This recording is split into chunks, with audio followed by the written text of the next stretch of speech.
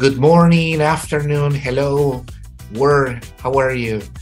We are again here with the webinars, okay, here in Guayaquil, Ecuador, and there we have some friends from different parts of the world, okay? Hello, I send my greetings to Peru, Mexico, and the big community of Latin American teachers who follow the webinars. Welcome. And I send my greetings to Mr. Carlo Campodonico, who is our special guest today, with a very interesting topic, and I have the honor to introduce him before.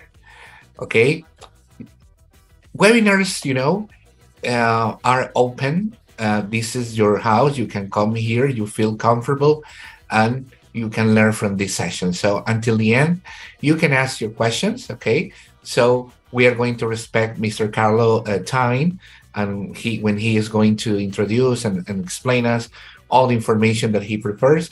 So we're going to wait until the last part of the presentation, and I can read you your questions. So I think that's the way that we are going to organize. No, Mr. Carlo, how are you? Thanks for coming.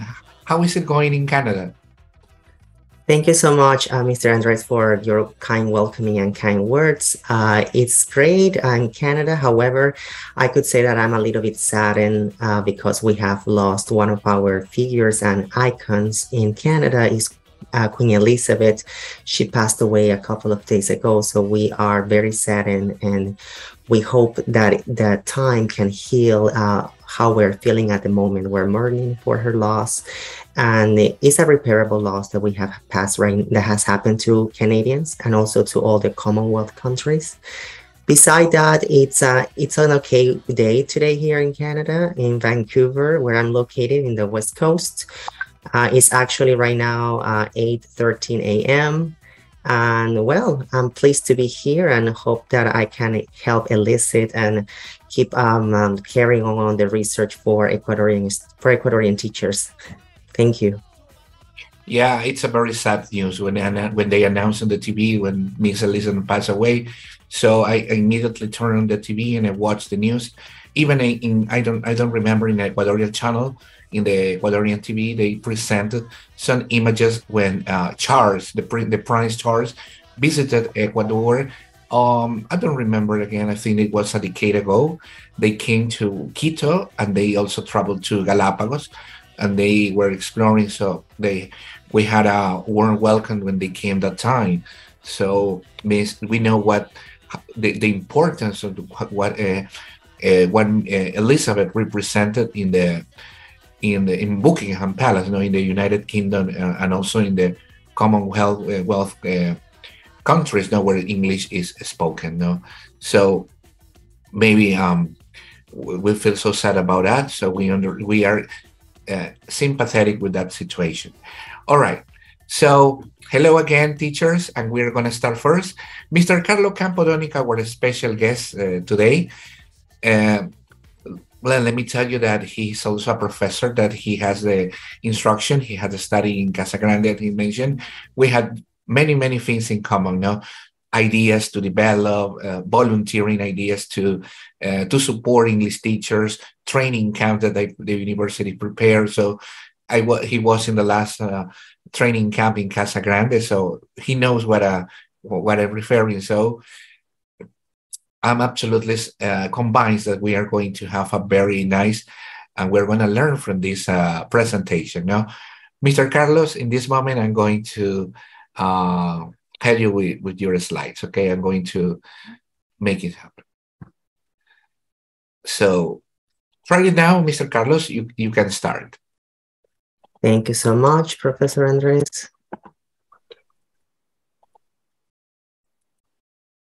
All right. So thank you everyone for joining this webinar today.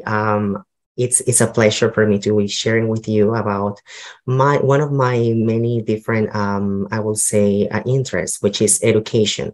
One of them is about talking the effects of self-assessment in speaking on C1 level multicultural students. You might be saying, why do we have to focus on C1 level students? Well, to the best of my knowledge and to research, we know that in Ecuador at the moment, we are required for until secondary education, which means high school, that students achieve a B1 level up to a B2 level, depending on where are we talking about in the educational system. It could be in the public system or in the private system. However, that's not enough in order for students to be able to reach their academic levels or probably start attaining for other in international jobs or participating in the global village, which is what we call it today. Thanks to globalization, we are all connected because of the internet. So C1 level students are particular a niche of students which are sometimes neglected in the educational system because there are no courses, there is no a follow-up with these students that would like to keep up and probably have this curiosity, a sparkling curiosity to keep learning English, for instance. But we can also refer later on that this study can be carried out in any other languages. So one of the motives and one of the main problems that actually encouraged me to carry out this research was about UNESCO's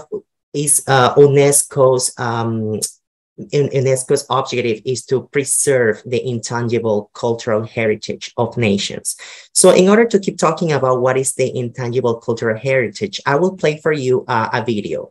So Mr. Andres, let me know if you can hear the video, just in case.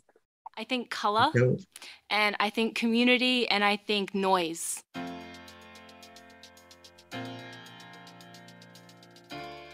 Cultura, tradiciones, raíces y esencias. When I hear intangible cultural heritage, I think about skills, knowledge, customs, ideas. Culture, ancestry, and what came before. Definitely memory, flexibility, very creative. Family, identity, courage, strength, resilience.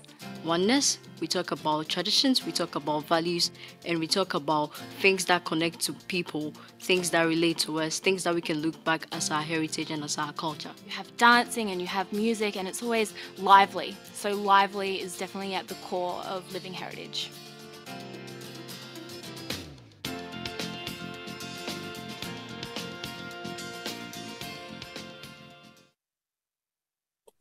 So that was a short video talking about what is intangible cultural heritage. As you saw, intangible cultural heritage is everything that we believe that are, for instance, our culture, that our food, our traditions, and how can we preserve that? So we're going to talk about that later on, okay? Keep remembering on that.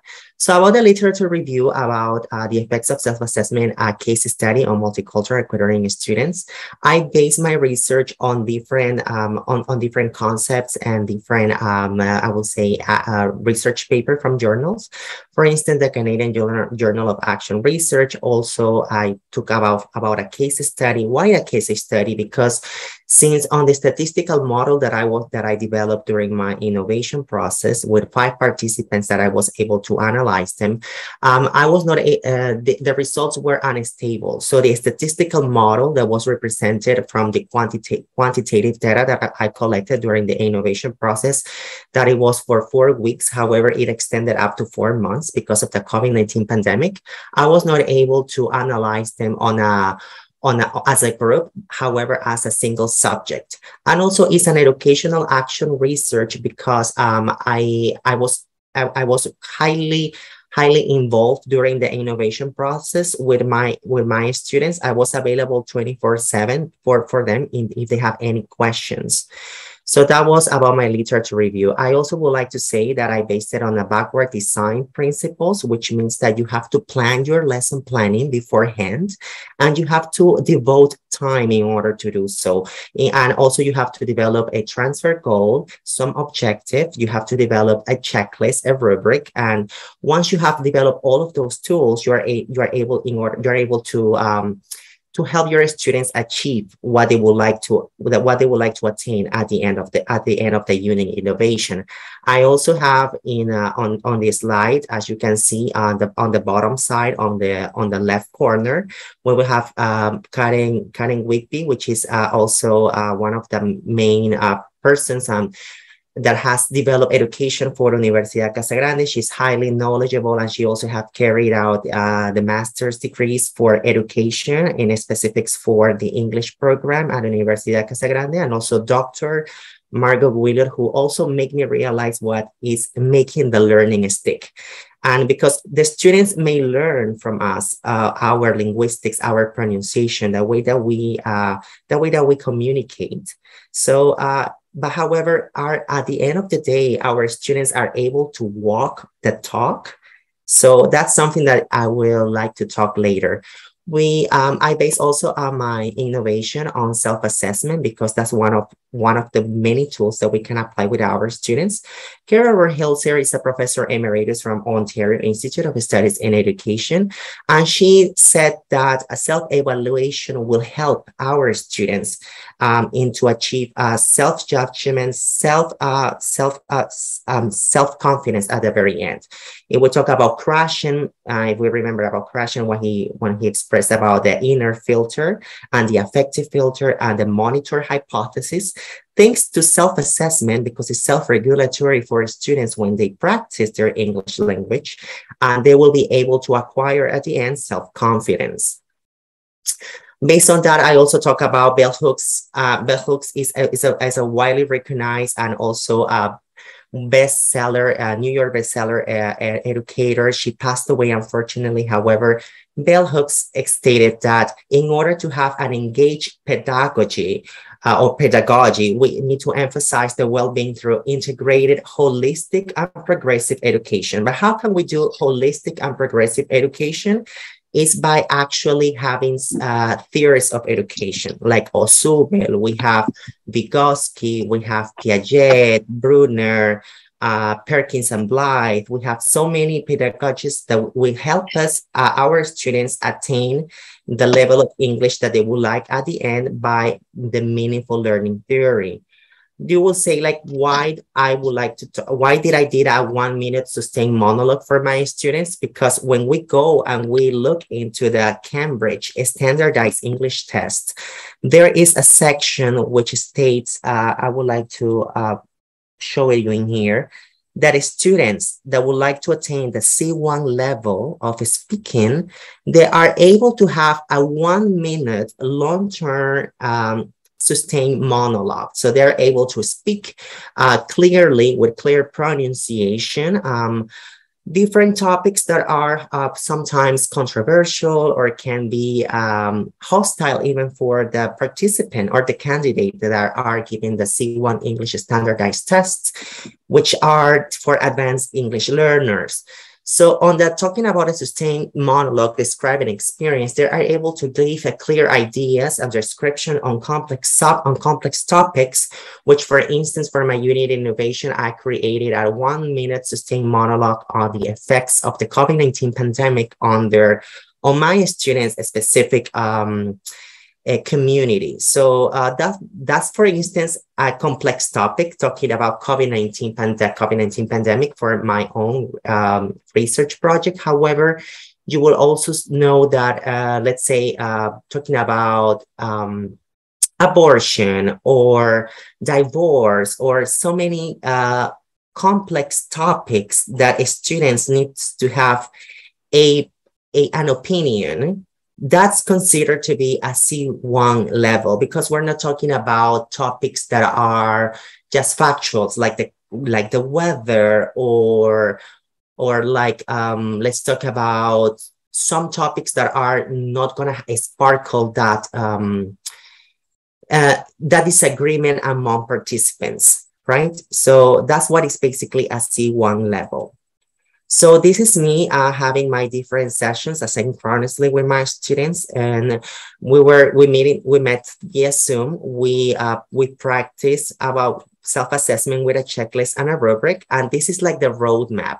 So this is a map that we wanted to attain with my lesson planning, but based on backward design principles. So for instance, I want to show one of my participants, and I'm going to share with you what a C1 level looks like. Okay, hold on a minute. Let me share my sound. One of the effects that are happening right now in my community from COVID-19 are outbreaks, because there's no social distancing. People are not wearing PPE anymore, which is protective, a mask or anything like that. And of course, super spread events like concerts and festivals and Disney World. There are a lot of people not taking, the necessary steps to keep themselves safe. But one big recommendation, and that is safe and effective, is vaccination. Vaccinate yourself. It prevents these outbreaks and keeps the community safe. As you can see, the C1 level participants, they're able to just come from their own mind and able to do a 1 minute sustained monologue. So in that way, I will say that we have different scrimmage opportunities, formative assessments, in order to provide the optimal educational settings for them to commit errors, make mistakes, and improve their English learning process in talking about the linguistics part.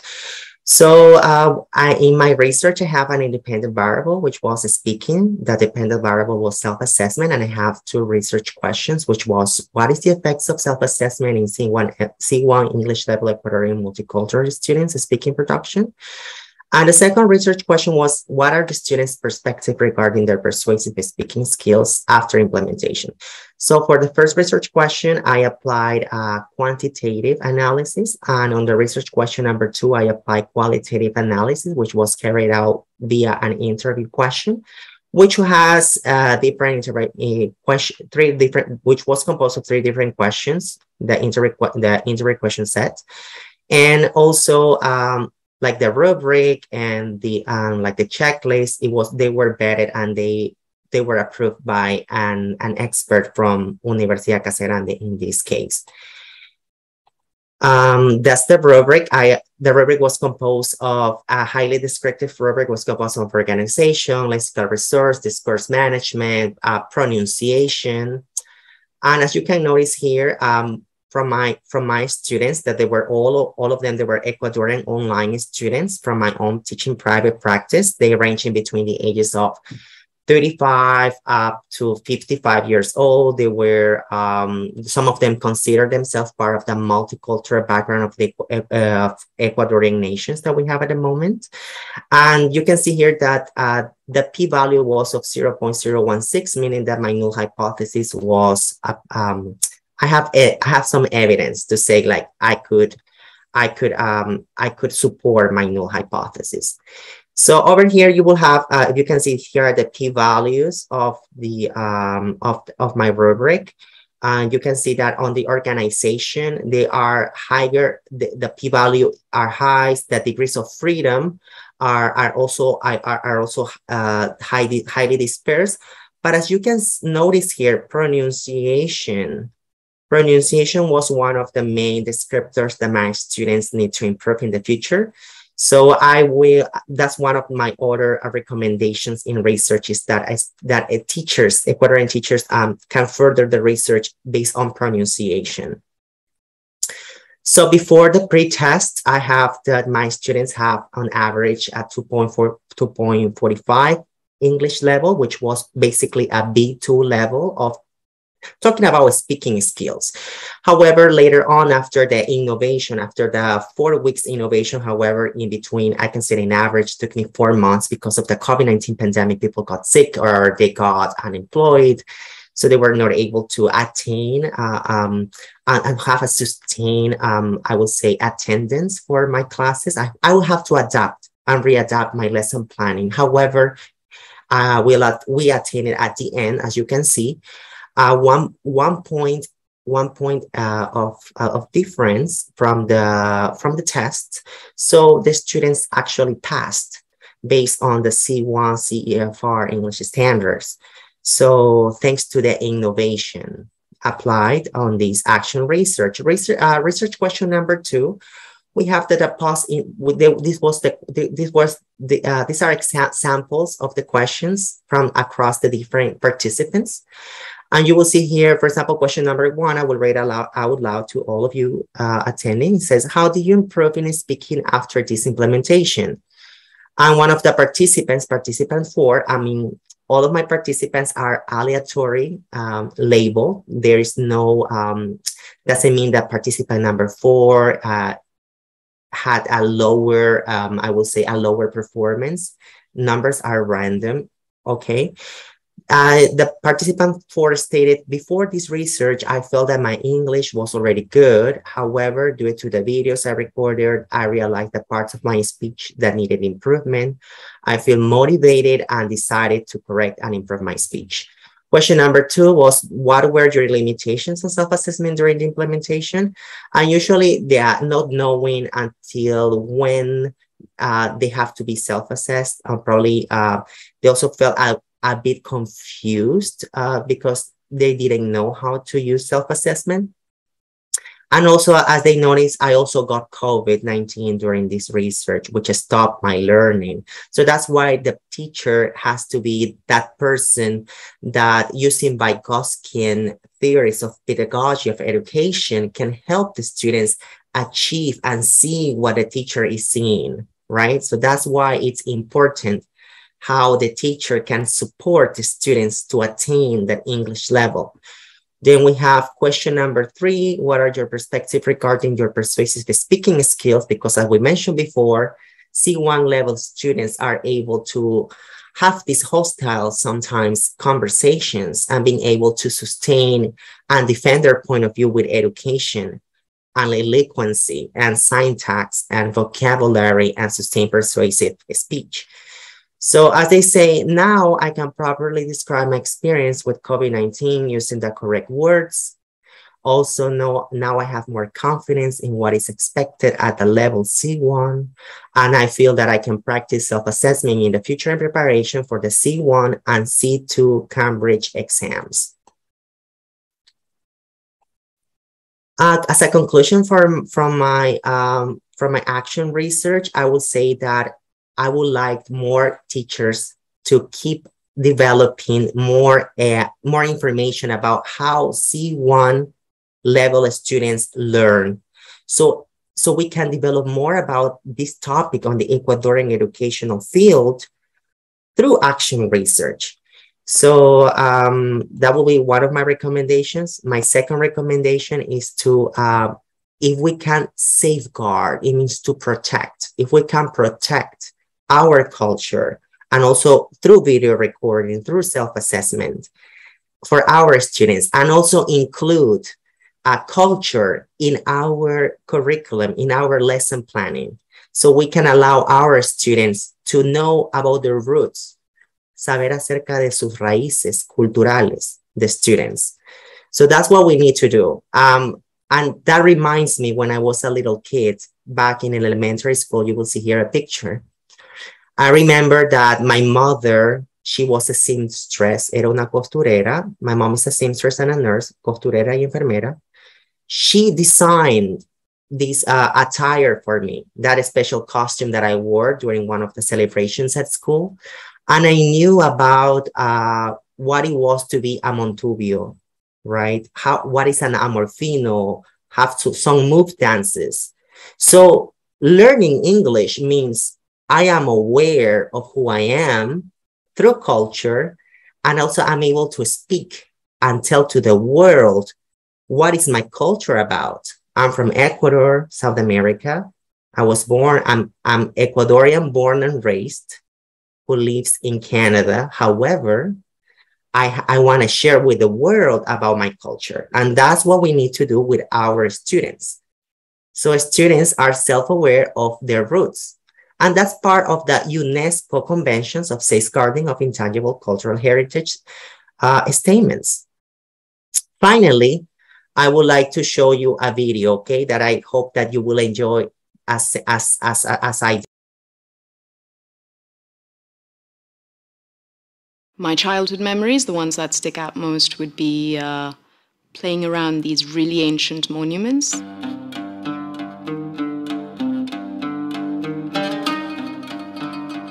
it's a legend, you know. You see pictures of the Grand Canyon. You see terracotta.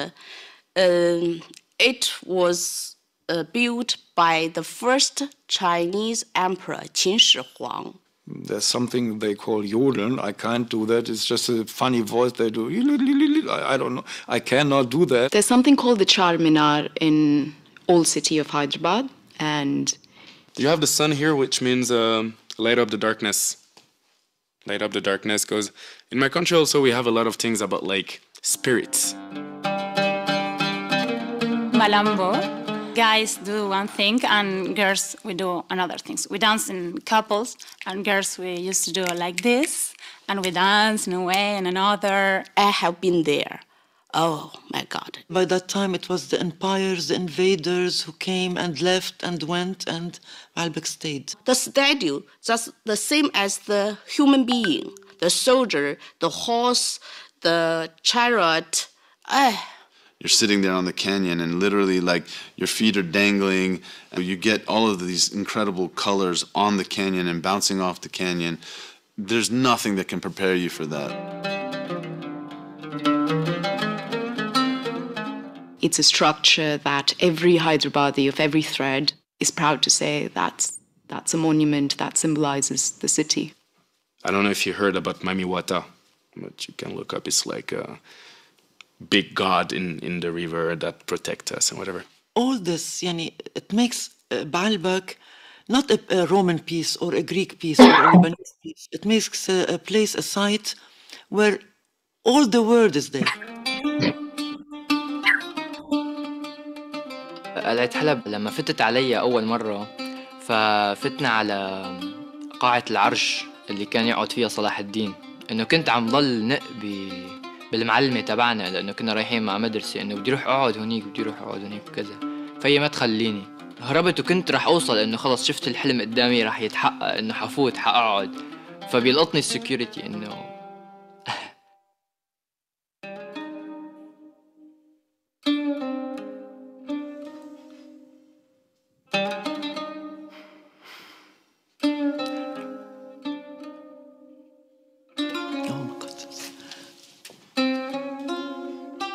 I couldn't accept it.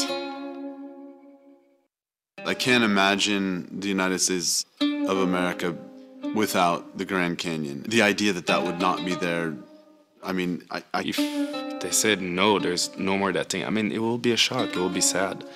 It would be violence. I would feel violated. I would think I'm in the wrong movie. If we destroy the past, that means we will destroy the present and no future. I can't imagine Lebanon without Baalbek. It exists. It will always be there, I hope. إنه أنت تشوف تاريخك تشوف الأماكن الحلوة اللي كنت بتحبها اللي كنت تزورها اللي كنت عايش فيها كلها صارت ولا شيء ما عادت موجودة. يعني هو صعب بس بدنا نصلحه.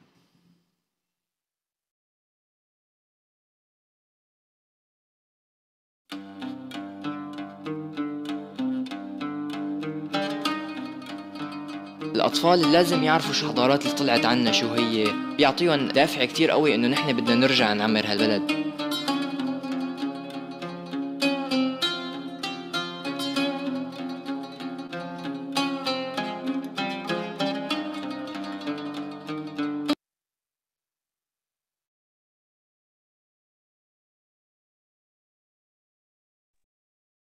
Well, so that was the video about why do we need to safeguard our intangible cultural heritage. For instance, in Ecuador, an intangible cultural heritage is the sounds of la marimba, which is this type of look of instrument like a xylophone, right, that they play in Esmeraldas. That will be part of our intangible cultural heritage of our people. For instance, amorfinos are also an intangible cultural heritage of our coast people living in the coast of the Ecuadorian shorelines. So these amorfinos are short verses of poetry that our people from that live close by the shores, they're able to pronounce and say this sort of poetry with verses to people. And sometimes encloses a lot of knowledge and proverbs about the people who live from these specific towns. Another part of our intangible cultural heritage will be the shamanic ways of our people from the Amazon and their ancestry and their traditions, and also their medicine. And another part will be like the Panama hat, sombrero de paja toquilla, which is also part of our intangible cultural heritage of our people. So why not our students start talking about that in English with self-recording and share it to the world? So if you want to know more about my thesis research that I did with Universidad Casa Grande, you can access it in the digital repository. In Universidad Casa Grande, you just type down my name or last name and you will find it if you would like to read more about it. And also I'm presenting on TESOL Florida 2022 on October. I will encourage you to participate. It's online. And well, thank you so much. Thank you so much, Mr. Andres, for having me today. And it has been a pleasure. If you have any questions, please let me know. Well, I was paying attention to your case study. Thank you so much, Mr. Carlo, because this is, you have done action research. So it means that you are involved in qualitative and quantitative study, you know, so you involve different variables, you know, and I consider the culture, that component is basic. So especially for non-native speakers, no, Ecuadorians were not native speakers. So it's necessary that we don't leave behind our culture, even though we are learning a second language, okay, from instructions and since we are studying in school.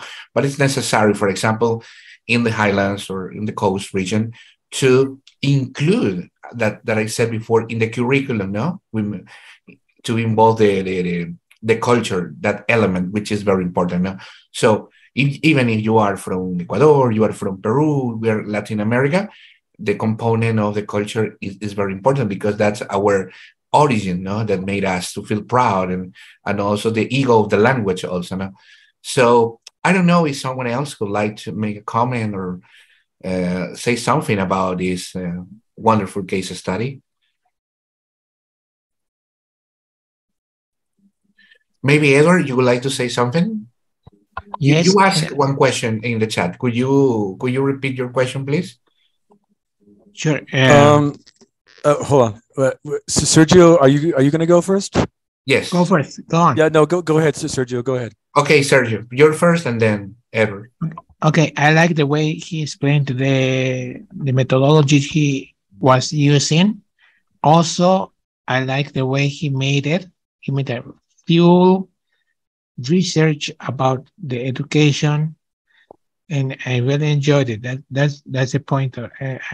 It changes the way I like it to teach and get better ideas of how we can introduce our students to help them to like English. That's what the point that I like to make it. Thank you so much, Mr. Sergio, for your kind words about our expositor. Mr. Edward. Well, my question for Carlo was about cultural intelligence. If cultural intelligence has something to do with today's presentation, that was my question for you. Yes, of course. It can be also related to culture, as you mentioned, cultural intelligence. I will also mention it as cultural competence. That's how in many different research you will find more about it. Yeah, cultural competence is when the students are able to assess different scenarios and know how to navigate, to know and to look into different nuances that culture has, because culture is like a big elephant that we have in the room, right? Everyone would like to everyone would like to touch that elephant, but from different parts of the world. And that craftsmanship that people develop, let's say people from India, they have some other rituals for when they mourn people that passed away. And on the other hand, I know like in Honduras, in Central America, people used to dance on top of the grave of the people who passed away, of the beloved ones. So being cultural competent, because some people will say, oh, in my culture, we don't do that. I might get offended. Absolutely. Right? But we have to have an open mind. So that means to be, like you mentioned, this cultural intelligence and also cultural competency that English teachers needs to know when they explore. Let's say today we're going to teach about New York, or we're going to teach about the UK. So you have to read maybe or listen to some videos and being able to also explain to the students, hey, they're laughing about that because that's okay in that culture. It's accepted in their culture. That's correct. So what is accepted in one culture might not be accepted in mine. However, I need to be respectful about tolerant to it. And tolerant, yeah. And a C1 level in the English tests, they'll come with a variety of topics, a big array of topics that you will have to defend with persuasion, sustained speech, pronunciation, discourse management, lexical resource, and enunciation, morphology, phonetics. So in that way, you have to defend your sustained speech in the standardized C1 level, right? So what I'm trying to say is, get your students used to be uncomfortable. Hagan a sus estudiantes out of the comfort zone, that bubble in which they're living, and which a lot of candidates they reach this level. So for them, once they reach the B2 level, Carlo, it's kind of like they've made a gigantic accomplishment in their life. But what they don't know is that you have the C1 and you have the C2. And in reality, the C1 is actually the most difficult of them all, because C2 is basically, what are you doing? You're applying what you have acquired from A1. So from A1 to B1 is when you acquire the language, the use of English. So from B2 to C2, you're applying it. So a lot of people, when they struggle a lot, like my students are struggling a lot with the listening part of the exam, So if maybe you could help me now with some strategies or tips on the listening part, because like 65% of them are struggling. It's not so much about the reading and use of English part, in which you have reading comprehension and it's the listening part. So how can I like help them or assist them or like in that particular part of the exam? The best way that you can help your students with the listening part of section is make them have, try to know each individual best way of what are their interests. What are, for instance, I have a student A, a student B, a student C, and I feel that they are not giving their best in their listening comprehension. However, I know that student A loves knowing about, let's say, comics, about Spider-Man, Superman.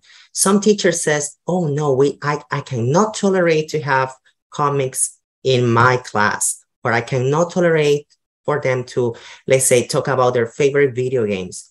But why don't you tell them, hey, I want that your next, because I want to help him with some marks, extra points, or maybe remedial exams, remediales, because we cannot have any student behind. No podemos dejar a ningún estudiante en el relegado en el proceso de educación. Like we cannot. That's true. That's true. Right? That's we true. need Absolutely. to every student.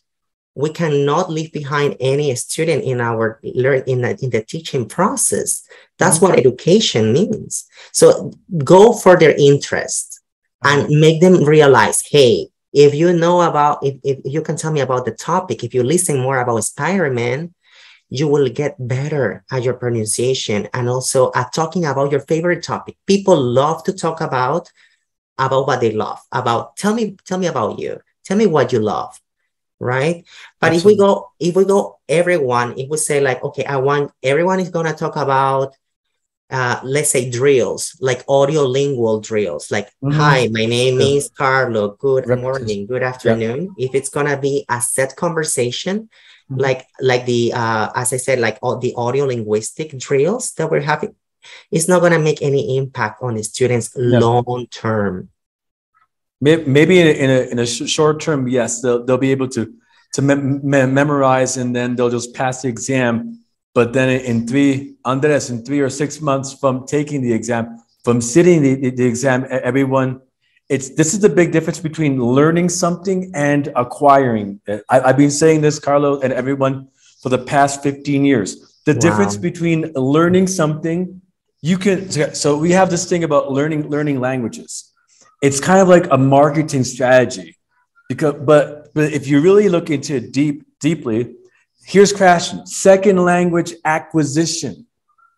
So we are acquiring. The moment that you acquire something, and this goes for everyone, the moment that you acquire something, it stays with you, and you don't have to repeat the same process over and over again. When you learn something, it's something temporal. Now, I could be completely errant, wrong, Carlo, and anybody who's here, if that's the case, just let me know. But as far as the years that I've been doing, as far as what I've done with my students, for me, acquiring a language is more meaningful. But of course, here's another question that I have for you, Carlo, relating to your presentation. So fluency over accuracy, because this is like the question that we have as language teachers every single day in a non-native countries in which we conduct our classes. Fluency over accuracy? But should we focus more on fluency and not so much on accuracy, or should we go for accuracy and not worry so much about fluency? This is a question I wanted to ask you, like from the get-go. You know what? That's actually a great point that you are bringing up for discussion. And fluency and accuracy, they're not enemies. They are actually best friends. I think like they have to go hand by hand, one to each other. And we also need to be mindful that each of our students are gonna bloom like a flower or like a rose at different stages. The educational system sometimes make us believe that our students will have the same knowledge, or will be able to accommodate or speak or produce in writing or speaking at the same time. But we need to be mindful that each of our students has a different scenario. Sometimes also the affective filter, like if our students have problems at home, if they're passing through domestic violence, violencia doméstica, or if they're famine or hunger, hambruna or non comido, so they're not able to perform with the English language level because they will have to nourish themselves in order to being able to speak. So English teachers, we are not only a language person. We're not like a dictionary that, hey teacher, help me say this word in English. We're not a human dictionary or translator. Encyclopedia. We are not an encyclopedia. Thank you so much for that word. Yeah, so we are teachers, educators that will elevate our students. Finally. Now we're speaking the same language. Now we're speaking the same language. There you go.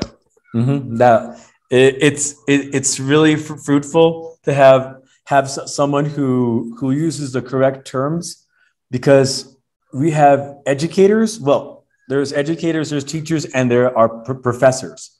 So there's a clear difference between to be a professor, to be a teacher, to be an instructor, and of course to be an educator. And as an educator, the idea is to educate our students through different alternatives. And yes, you were talking about the remedial exams.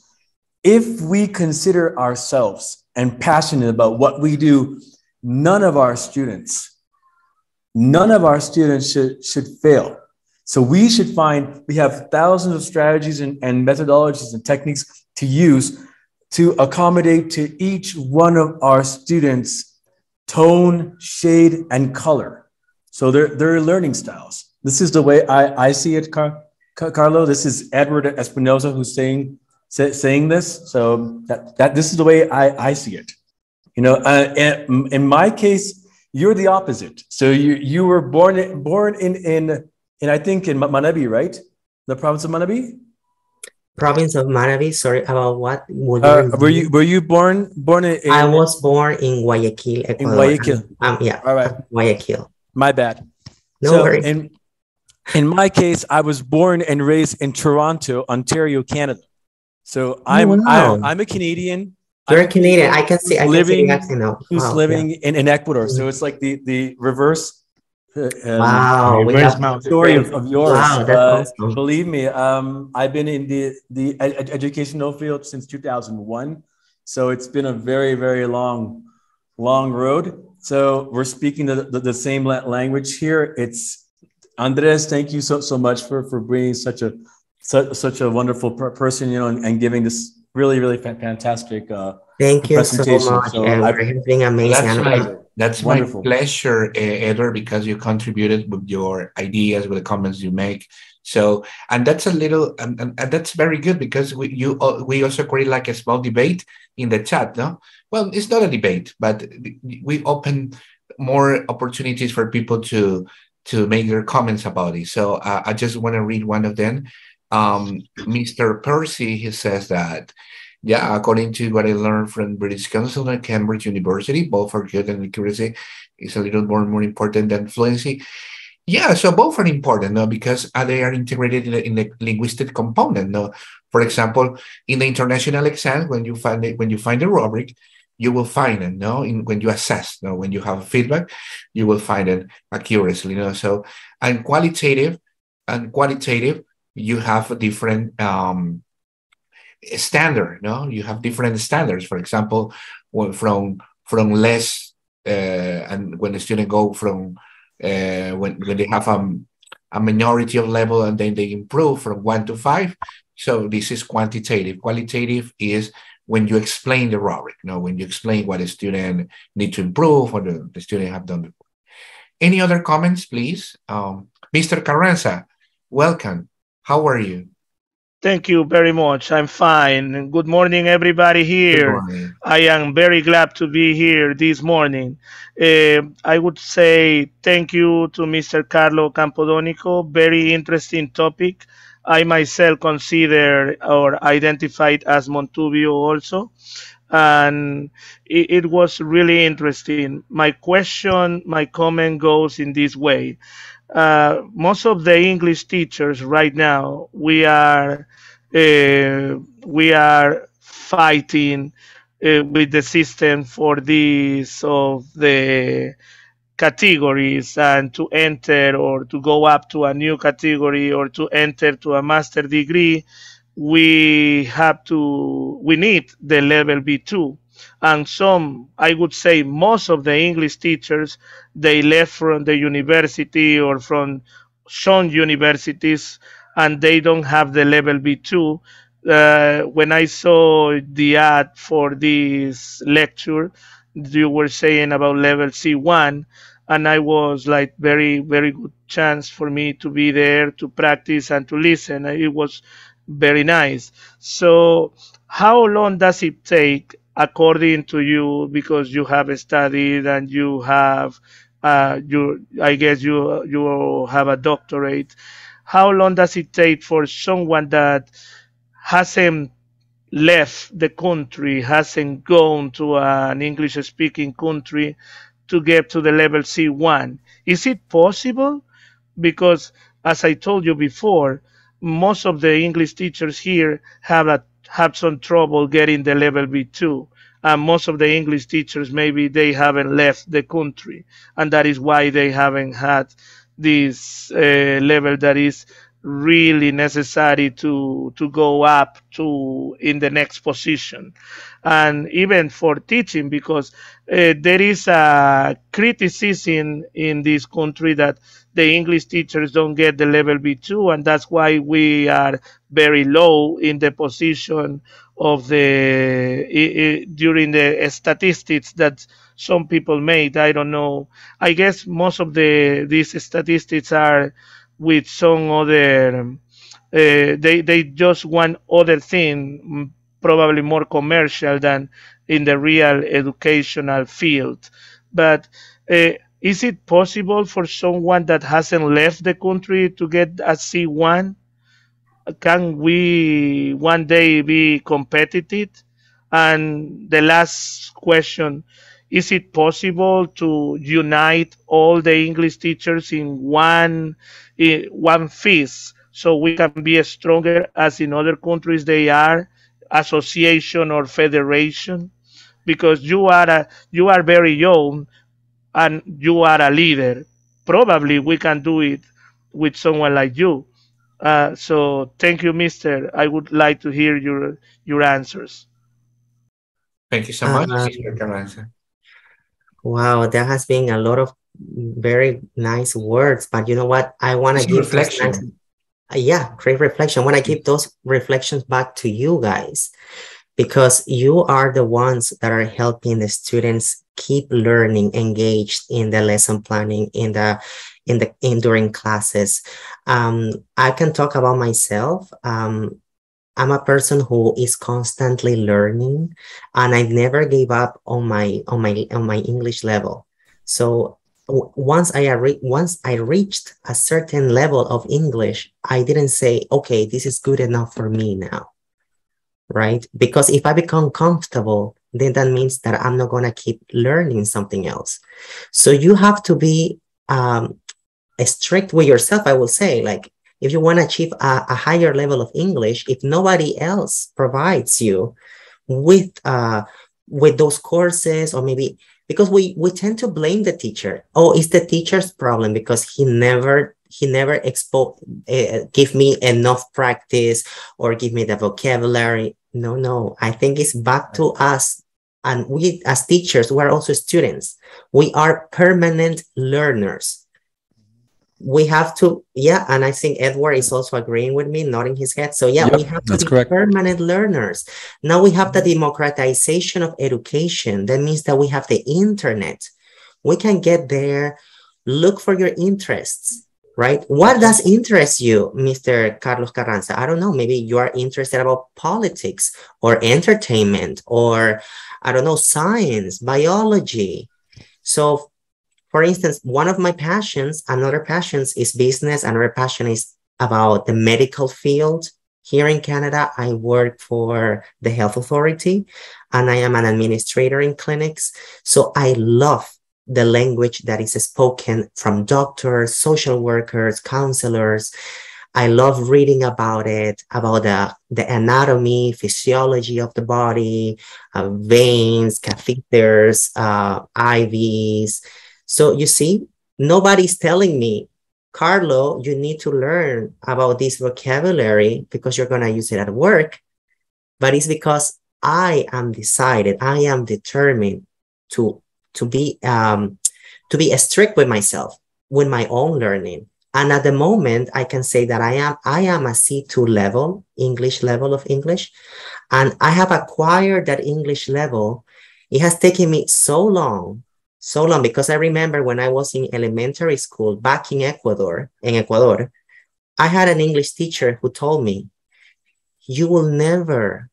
this kid will never speak English. I had that type of teacher in my elementary school, right? She basically failed me as a student. She gave up on me. However, my sister, she never gave up on me. She's also an English teacher. She graduated from Universidad Laica in Guayaquil, and she applied the theories of English teaching back then with me to learn English. So you see, one teacher can give up on you, but We shouldn't be giving up on our students. So I hope that this will help you. And not only myself, you are also the leaders. Each of you are leaders in your own classroom. Each of you can allow your students to reach their level of English. So have that determination, that self-motivation, and use self-assessment. And I will highly recommend, I don't work for Universidad Casa Grande, like yo no trabajo en la Universidad Casa Grande, I do not work there. And during the COVID-19 pandemic, I took my master's in pedagogy from Universidad Casa Grande online, here from Canada. People told me, you're crazy. Why are you doing that? You're in Canada. That's an Ecuadorian university. But you know what? My passion is education, and I don't mind where I get my education from. And I know, right? You don't have to. You don't have to give up on your education. You don't have to give up on your learning. And from Universidad Casa Grande, I had wonderful teachers. Mr. Andres too. He had his master's degree from there. So he knows about the theories of education, about the pedagogies, about action research, about community language teaching, assessment. So keep reading, keep learning, keep writing essays. Fluency and accuracy will come in time. Eloquency, syntax, voice, tone, all of that. As a writer, if you like writing, write blogs, do videos, keep learning, keep mingling with people who are like-minded. That's what I will say. Intrinsic motivation. Thank you so much, Mr. Andres. That's exactly the term. Thank you. Thank you so much, Mr. Carlos Carranza, for your reflection, the question you made. And thanks, Mr. Carlos, for your very exact answer. No? And thanks for you, dear teachers, for your comments, for the things that you have contributing in this. Well, in this last part, any other final comment that you would like to say? Well, as a reflection, Mr. Carlo, no? So I just want to add an extra thing because I think everything had been done. Okay, you have explained very well, and you also have responded all the participants' questions. Well, yeah, the intrinsic motivation, as I mentioned, as I gave a reference in the chat, is the one that I consider the vital, the most important, because it's the one that makes us move, to push, to go over, to improve ourselves every day. You know? So it is true that we call it the system. Now everybody complain about the system in the schools and the high schools that we know about it. But teachers, we also have to construct, to build up awareness and to be better every single day. And does not respond because I will have a higher salary. That's a different reason. No, this is a personal reason, a professional reason. I'm talking about motivation, self-motivation, no, to be better every single day. And that it doesn't cost any money because we have the resources for free. Around the net, we can go ahead, we can find different resources. Even here, we can, in an English teachers community, we can distribute and share different resources for free.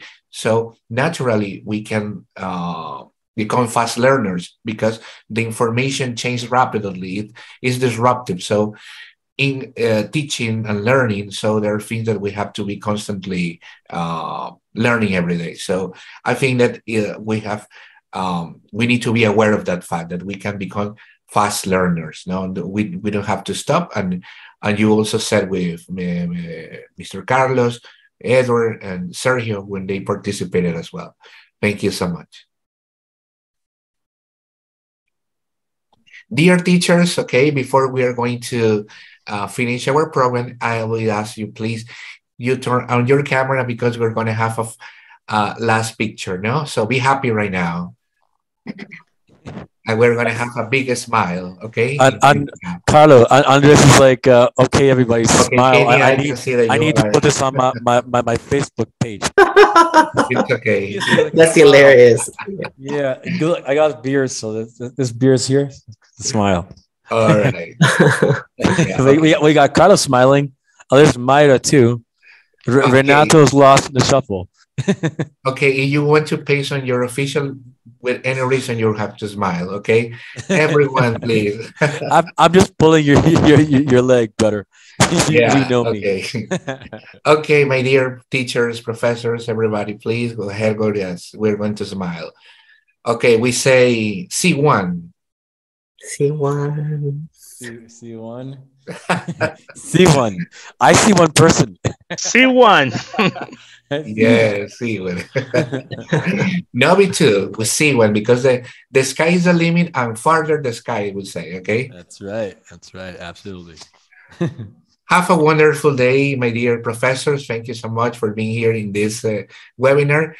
Remember that we are going to keep in touch, so in the WhatsApp groups, or we send you information on your emails, okay? Have a nice and wonderful day.